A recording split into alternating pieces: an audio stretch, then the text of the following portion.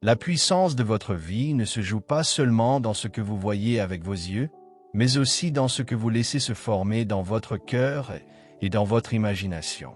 Ce que vous imaginez peut devenir un instrument entre les mains de Dieu pour manifester sa vérité, ou bien une porte ouverte aux pensées de peur et de découragement. Aujourd'hui, découvrez comment soumettre votre imagination à Dieu et utiliser cette capacité spirituelle pour marcher dans la foi, la victoire et les promesses du Seigneur. J'ai déjà enseigné beaucoup de choses concernant l'imagination et j'ai expliqué que chaque personne possède cette capacité. Ce n'est pas que vous ne devez pas utiliser votre imagination. La question est plutôt de savoir comment vous l'utilisez.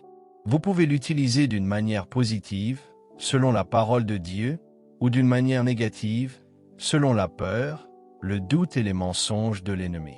Mais vous ne pouvez pas fonctionner correctement sans imagination. Vous ne pouvez même pas vous souvenir des choses sans cette capacité intérieure.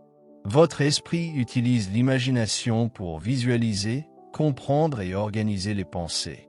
J'ai partagé les Écritures dans Genèse 11, où Dieu dit concernant les hommes de la tour de Babel que rien ne leur serait impossible parmi tout ce qu'ils avaient imaginé de faire.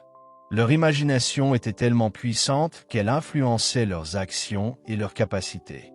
C'est pour cela que Dieu a confondu leur langage afin de limiter leur capacité à communiquer et à accomplir ce projet basé sur une mauvaise motivation.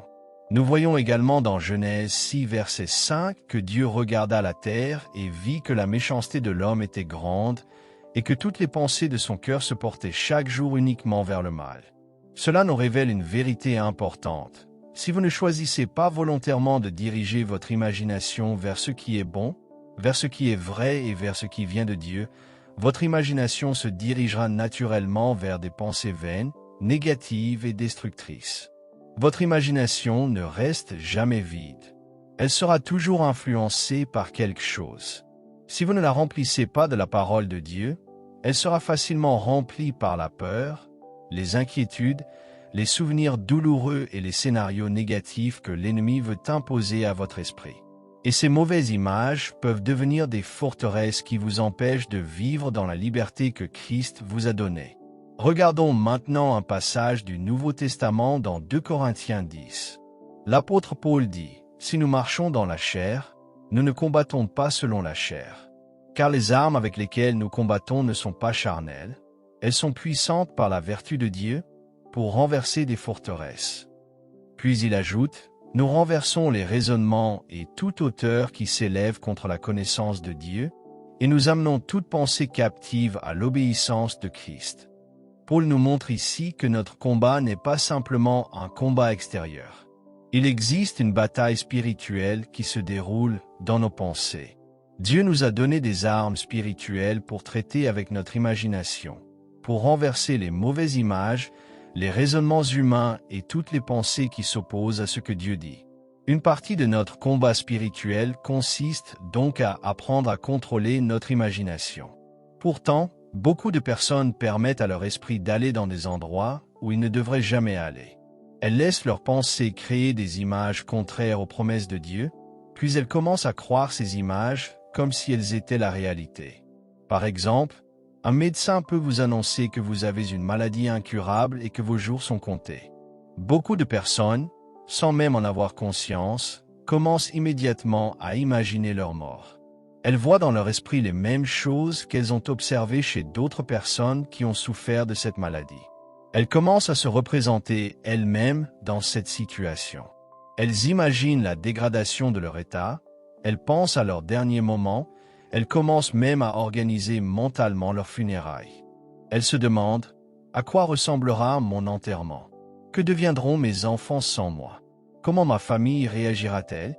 Que diront les personnes qui me connaissent ?» Et sans s'en rendre compte, elles donnent à la peur une place dans leur imagination. Mais Dieu ne vous a pas donné votre imagination pour qu'elle soit dominée par la crainte. Il vous l'a donnée afin que vous puissiez voir, par la foi, les réalités spirituelles qu'il a préparées pour vous. La foi commence souvent par une vision intérieure. Avant que Dieu accomplisse une chose dans le naturel, il révèle souvent une vérité dans le cœur de celui qui croit. C'est pourquoi il est essentiel d'apprendre à capturer chaque pensée et à la soumettre à Christ. Lorsque la peur présente une image de destruction, vous devez répondre avec la vérité de la parole de Dieu. Lorsque votre esprit vous montre l'échec, rappelez-vous que Dieu vous appelle à marcher dans la victoire. Lorsque votre imagination vous montre la maladie, rappelez-vous que Jésus a porté vos souffrances et que c'est par ses meurtrissures que vous avez été guéris. Ésaïe 53, verset 5. 1 Pierre 2, verset 24. Votre imagination peut devenir un champ de bataille, mais elle peut aussi devenir un lieu où la révélation de Dieu prend vie. Ne laissez pas l'ennemi peindre votre avenir avec des images de peur. Laissez le Saint-Esprit vous montrer ce que Dieu a déclaré sur votre vie. Apprenez à voir avec les yeux de la foi, car ce que Dieu dit est toujours plus puissant que ce que les circonstances essaient de vous faire croire. Votre imagination est bien plus puissante que vous ne l'imaginez. Ce que vous laissez se former dans votre cœur aujourd'hui prépare ce que vous expérimenterez demain. Avant de voir une victoire dans le naturel, elle doit d'abord être conçue dans votre esprit par la foi. Découvrez comment Dieu vous a donné une capacité spirituelle pour concevoir sa paix, sa guérison et sa victoire, et comment renouveler vos pensées pour marcher dans les promesses qu'il a déjà préparées pour vous. Comment les choses vont-elles réagir? Qu'est-ce que cela représente? C'est une imagination.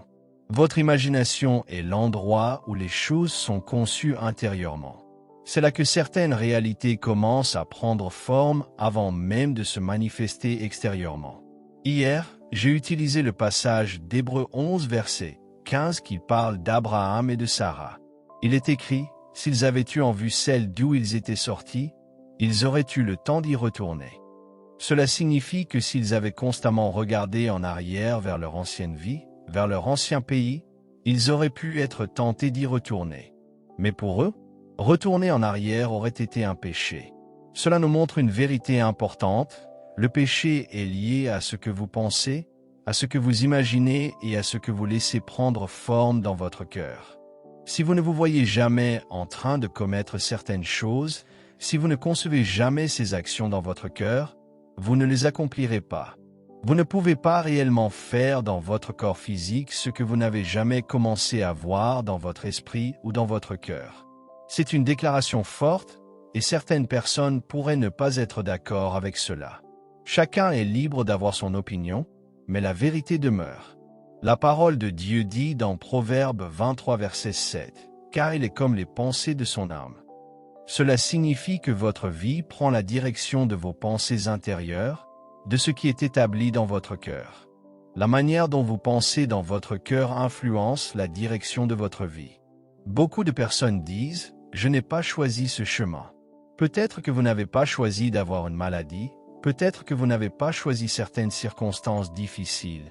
Mais comprenez ceci, vous avez peut-être choisi de croire que vous êtes seulement humain, que vous ne possédez qu'une capacité humaine et une force naturelle. Mais si vous êtes né de nouveau, vous n'êtes plus seulement humain. Vous avez été transformé. Vous êtes devenu une nouvelle créature en Christ. La Bible dit dans 2 Corinthiens 5, verset 17, « Si quelqu'un est en Christ, il est une nouvelle créature. Les choses anciennes sont passées. Voici, toutes choses sont devenues nouvelles. » Vous avez maintenant la plénitude de Dieu qui habite en vous. Colossiens 2, versets 9 à 10 déclare, « Car en lui habite corporellement toute la plénitude de la divinité. Vous avez tout pleinement en lui. » Et Jean 1, verset 16 dit, « Et nous avons tous reçu de sa plénitude, et grâce pour grâce. » Vous êtes une personne nouvelle. Vous avez un potentiel illimité en Christ. Philippiens 4, verset 13 nous dit, « Je puis tout par celui qui me fortifie. » Mais le problème est que beaucoup de personnes ne pensent pas ainsi. Elles ne se sont jamais autorisées à se voir accomplir de grandes choses avec Dieu. Elles ne se sont jamais vues marcher dans la victoire, accomplir ce que Dieu a placé en elles ou manifester les œuvres que le Seigneur a préparées. Si vous ne dirigez pas volontairement votre imagination, elle travaillera automatiquement contre vous. Elle commencera naturellement à produire des pensées de défaite. Vous verrez quelqu'un traverser une difficulté et vous penserez « Voilà ce qui va m'arriver. » Vous verrez des personnes vieillir, perdre leur capacité, perdre leur santé ou leur force, et vous commencerez à imaginer « c'est aussi mon avenir ». Mais comprenez ceci, vous ne pouvez pas aller dans une direction dans votre vie sans d'abord y être allé dans votre cœur et dans votre esprit. Les réalités extérieures commencent souvent par une image intérieure. Ce sont des paroles puissantes, mais beaucoup de personnes ne comprennent pas le pouvoir que Dieu a placé dans leur imagination. C'est pourquoi elles permettent à toutes sortes d'images négatives de remplir leur esprit. Elles ne réalisent pas que ce qu'elles imaginent influence leur manière de vivre, leurs décisions et leur avenir. Regardons maintenant Ésaïe 26, verset 3. À celui qui est ferme dans ses sentiments, tu assures la paix, parce qu'il se confie en toi. Quelle déclaration extraordinaire! Dieu promet de garder dans une paix parfaite celui dont les pensées sont fixées sur lui. Remarquez bien, ce verset ne donne aucune exception. Il ne dit pas « Je vous garderai dans une paix parfaite sauf si vous recevez un diagnostic grave ». Il ne dit pas « Je vous donnerai ma paix sauf si vous traversez un divorce, une crise financière, une maladie ou une période difficile ». Il ne dit pas « Ma paix sera disponible sauf lorsque le monde traverse une crise ». Non, la promesse est simple. Dieu garde dans une paix parfaite celui dont l'esprit demeure attaché à lui. Beaucoup de personnes ajoutent des limites là où Dieu n'en a pas placé. Elles disent « Cela fonctionne dans certaines situations, mais pas dans la mienne ». Elles pensent que la parole de Dieu est valable seulement jusqu'à un certain point. Mais Dieu n'a pas mis de conditions humaines à sa promesse. Il a déclaré qu'il garde dans une paix parfaite celui qui fixe ses pensées sur lui. Je peux témoigner que cette vérité est réelle. Je ne dis pas que je suis parfait, mais dans une très grande mesure, j'ai expérimenté cette paix parfaite alors que naturellement j'aurais dû être inquiet, effrayé ou bouleversé. Je me souviens de la période où j'étais au Vietnam. Des personnes mouraient autour de moi. J'ai vu des corps empilés dans des sacs mortuaires près de mon bunker alors que j'attendais d'être évacué. J'ai vu beaucoup de choses difficiles. Pourtant, face à la mort, j'ai expérimenté une paix profonde. À un moment donné, je voyais les tirs des armes ennemies alors qu'ils chargeaient la colline où nous étions. Et savez-vous ce que je pensais? J'étais même rempli d'une certaine joie, parce que je pensais, « Jésus, il est possible que je te voie avant la fin de cette journée. » Certains peuvent penser que cette manière de voir les choses est étrange. Mais je trouve encore plus étrange de croire que la Bible ment lorsqu'elle dit que Dieu peut nous garder dans une paix parfaite. Mon esprit était fixé sur le Seigneur.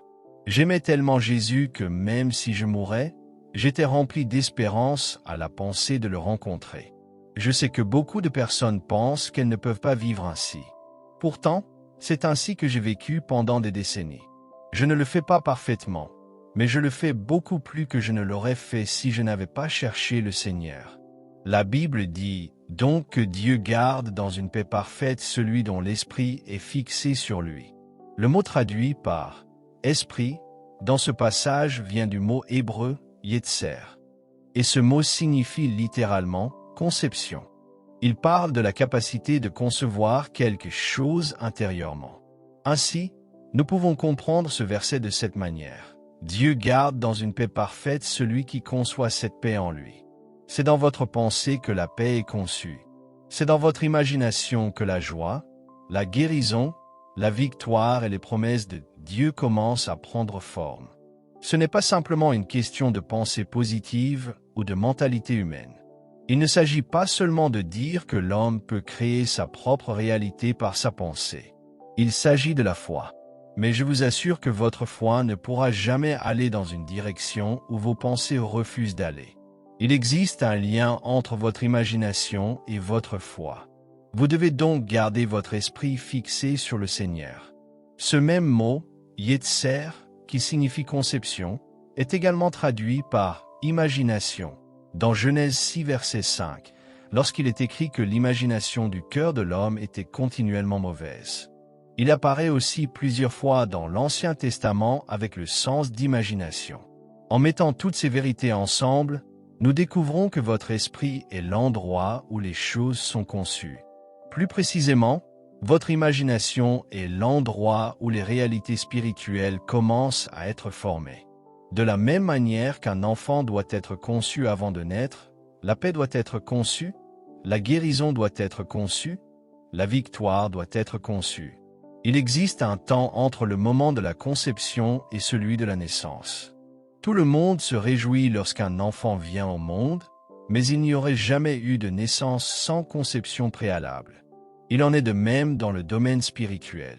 Ce que Dieu veut manifester dans votre vie doit d'abord être conçu dans votre cœur par la foi.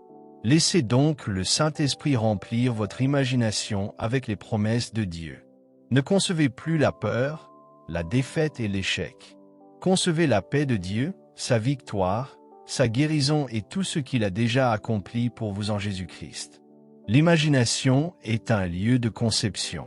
Ce que vous laissez entrer dans votre cœur, ce que vous regardez, ce que vous méditez et ce que vous nourrissez intérieurement finit par produire quelque chose dans votre vie. Beaucoup de personnes essaient de combattre les conséquences visibles de certaines choses, alors qu'elles devraient apprendre à arrêter la source même de la conception. Découvrez comment protéger votre cœur, gardez votre imagination pure et marchez dans la liberté que Dieu vous a donnée. D'un côté négatif, nous voyons beaucoup de personnes qui vivent sans aucune conviction, sans direction et sans contrôle sur leur moralité. Elles se laissent simplement entraîner par leurs désirs et leurs passions, et ensuite elles cherchent à supprimer les conséquences de leur choix au lieu de traiter la source du problème. C'est une déclaration forte, mais elle révèle une vérité. On ne peut pas avoir une naissance sans une conception préalable. Avant qu'une chose apparaisse extérieurement, elle a d'abord été conçue intérieurement. Dans le domaine naturel, beaucoup cherchent à empêcher la conséquence finale sans arrêter ce qui produit cette conséquence. Mais la véritable sagesse consiste à arrêter la conception dès le départ. Si vous empêchez la conception, il n'y aura jamais de naissance. Cette vérité existe également dans le domaine spirituel. Beaucoup de chrétiens regardent des choses qui sont contraires à Dieu. Ils regardent des comportements immoraux, des mensonges, de la violence, de la corruption ou des choses qui s'opposent complètement aux valeurs de la parole de Dieu, mais ils les considèrent simplement comme un divertissement. Pourtant, chaque fois que vous exposez votre cœur à ces choses, vous permettez à quelque chose d'être conçu en vous. Lorsque vous regardez des images impures, lorsque vous écoutez des paroles qui nourrissent la chair, lorsque vous fréquentez constamment des personnes qui vous entraînent loin de Dieu, lorsque vous remplissez votre esprit de choses contraires à la vérité divine, vous semez quelque chose dans votre imagination. Et je vous assure que si vous laissez ces choses entrer dans vos émotions et dans votre pensée, elles commencent à prendre une forme intérieure. Vous commencez à voir ces choses, à les accepter comme normales, et progressivement elles deviennent des possibilités dans votre propre cœur. Aujourd'hui, avec les films, les médias et toutes les images disponibles, les gens peuvent voir des choses de manière très réaliste. Et le problème est que beaucoup de ces choses sont toujours présentées d'une manière séduisante. Elles sont emballées pour attirer l'attention, pour paraître belles et désirables. Je me souviens même de mon enfance. Avant même d'être adolescent, je voyais des publicités pour l'alcool qui présentaient une image complètement différente de la réalité. Elles montraient de magnifiques paysages, des chevaux courant dans la neige, des personnes heureuses, des moments de fête et de plaisir. Tout semblait merveilleux, et je me souviens avoir pensé, pourquoi ne montre-t-il jamais l'image finale? Pourquoi ne montre-t-il pas une personne dépendante de l'alcool, abandonnée dans la rue, malade, ayant perdu sa famille, détruite physiquement et émotionnellement? Pourquoi ne montre-t-il pas la réalité de ce que cela produit réellement? Voilà pourtant le véritable résultat de cette voie. Mais personne ne veut regarder cette image. Alors on présente seulement l'image attractive, celle qui séduit, celle qui donne envie. Et lorsque vous regardez suffisamment longtemps, vous commencez à accueillir cette image dans votre cœur. C'est exactement de cette manière que beaucoup de choses immorales sont présentées aujourd'hui. On présente souvent les relations sexuelles en dehors du mariage comme quelque chose qui arrive simplement par hasard, comme si les personnes n'avaient aucun contrôle, comme si elles étaient seulement victimes du destin. On dit, ils ne l'ont pas voulu, ils sont simplement tombés amoureux. Mais ce n'est pas ce que la Bible enseigne. Ce que beaucoup décrivent comme de l'amour est souvent simplement de la convoitise. L'amour véritable selon Dieu n'est pas quelque chose qui vous frappe soudainement comme une flèche de Cupidon. Ce n'est pas quelque chose qui vous domine sans contrôle, puis disparaît lorsque les émotions changent. Cela correspond davantage à la convoitise. L'amour de Dieu est différent. L'amour véritable est quelque chose qui se choisit, qui s'apprend et qui se développe.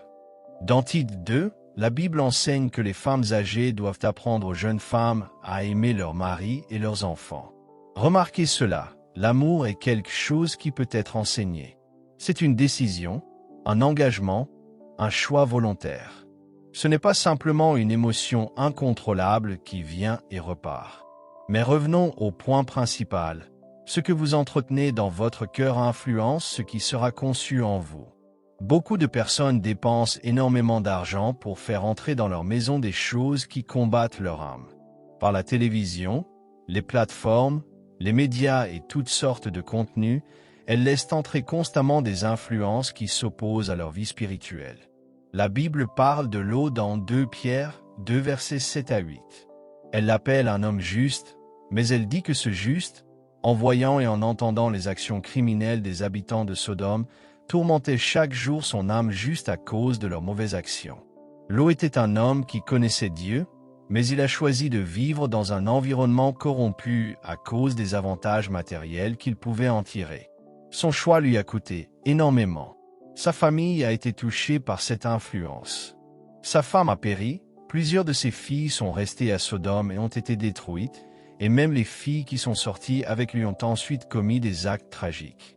Regardez le prix qu'il a payé. Il a compromis son environnement spirituel pour un avantage temporaire. Et nous devons comprendre que beaucoup de personnes font encore la même chose aujourd'hui. Elles exposent leur cœur à des choses qu'elles ne voudraient jamais pratiquer ouvertement. Elles regardent certaines choses, elles observent certains comportements, elles voient l'adultère, l'immoralité ou la corruption, tout en disant « je ne ferai jamais cela ».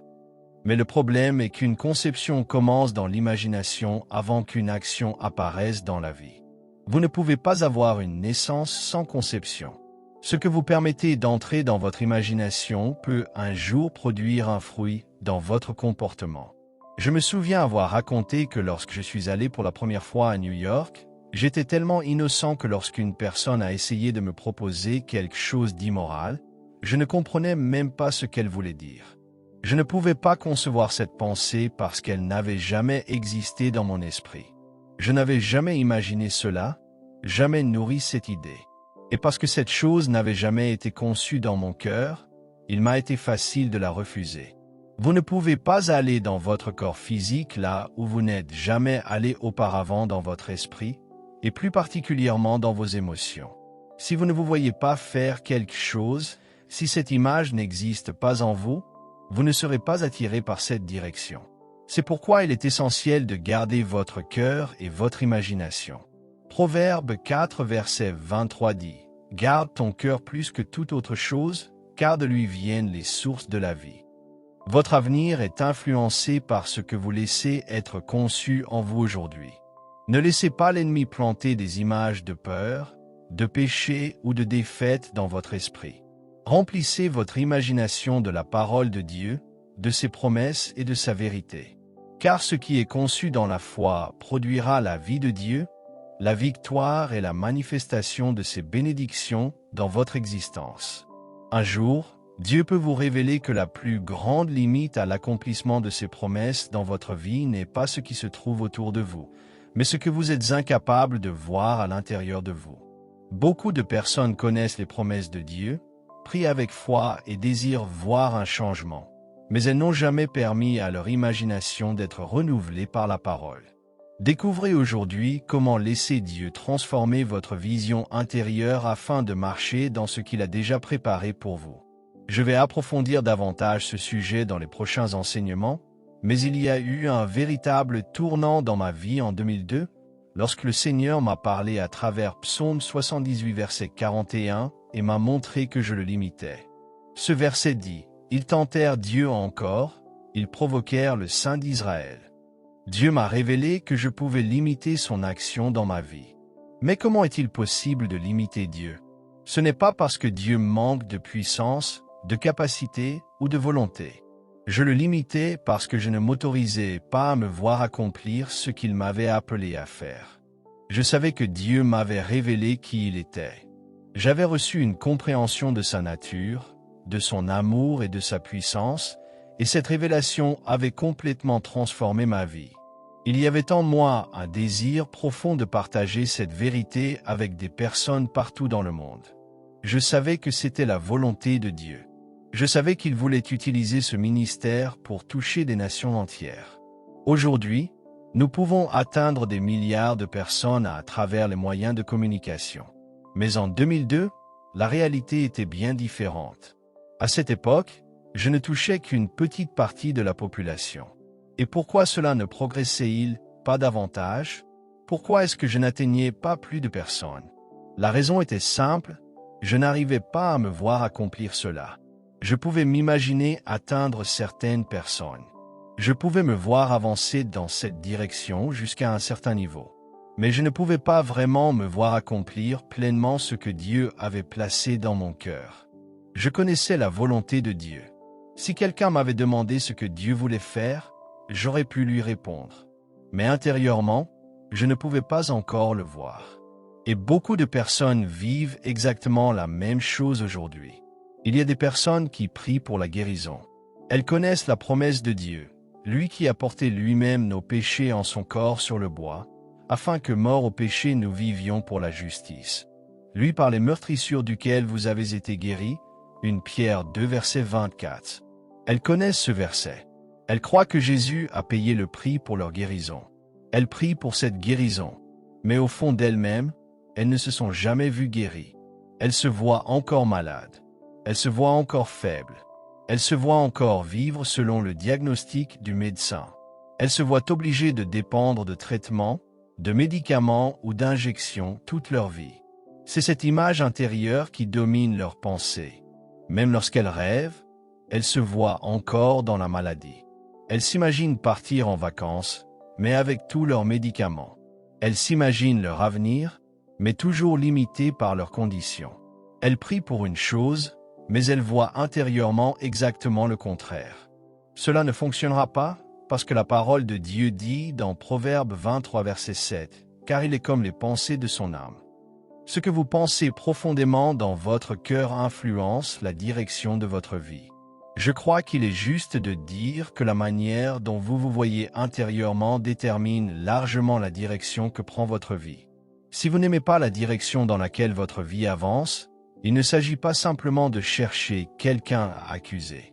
Beaucoup de personnes passent leur temps à expliquer leur situation par leur passé, par les blessures qu'elles ont subies, par leur environnement, par leur origine, par leur manque d'éducation ou par toutes sortes de circonstances.